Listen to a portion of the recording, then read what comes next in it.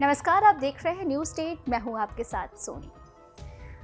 असम सरकार ने गुरुवार को मुसलमानों की विवाह और तलाक को पंजीकृत करने के कानून को निरस्त करने के लिए एक विधेयक पेश किया है, जिसमें कहा गया है कि इसमें समुदाय के नाबालिगों की विवाह की अनुमति देने की गुंजाइश है। राजस्व और आपदा प्रबंधन मंत्री जोगेन मोहन ने असम मुस्लिम विवाह और तलाक पंजीकरण अधिनियम 1935 और मुस्लिम विवाह पंजीकरण अध्यादेश 2024 को खत्म करने के लिए विधानसभा में मुस्लिम विवाह पंजीकरण विधेयक 2024 पेश किया। शादी और तलाक का पंजीकरण के लिए काजी नहीं अनिवार्य। इसके तहत मुस्लिम समाज के लोगों को शादी और तलाक का पंजीकृत अब काजी नहीं कर सकेंगे, सरकार के पास ही उनको कराना होगा।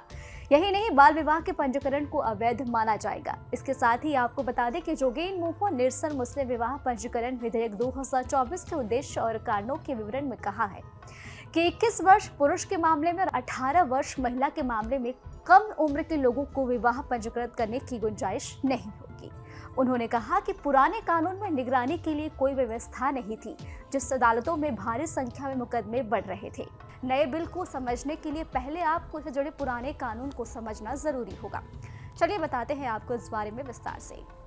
90 साल पहले अंग्रेजों के दौर में 1935 के कानून में निकाह और तलाक के लिए रजिस्ट्रेशन का जिक्र किया गया था। इसे मुस्लिम पर्सनल लॉ के मुताबिक बनाया गया था। यह अधिनियम मुस्लिम विवाह और तलाक की पंजीकृत की प्रक्रिया निर्धारित करता था। साल 2010 में इसमें बदलाव किया गया और रजिस्ट्रेशन को ऐच्छिक न रखकर अनिवार्य किया गया। 1935 के कानून में विशेष स्थिति में कम उम्र में निकाह करने की अनुमति दी जाती थी। जुलाई में जारी हुई इंडिया चाइल्ड प्रोटेक्शन रिपोर्ट में असम के प्रयासों की तारीफ की गई। असम में कानूनी कार्रवाई के जरिए बाल विवाह के मामले घटे हैं। रिपोर्ट कहती है कि 2021, 22 और 2023-24 के बीच असम में 20 जिलों में बाल विवाह के मामले में 81% तक की कमी आई है।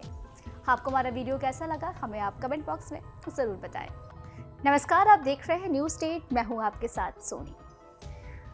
असम सरकार ने गुरुवार को मुसलमानों की विवाह और तलाक को पंजीकृत करने के कानून को निरस्त करने के लिए एक विधेयक पेश किया है, जिसमें कहा गया है कि इसमें समुदाय के नाबालिगों की विवाह की अनुमति देने की गुंजाइश है।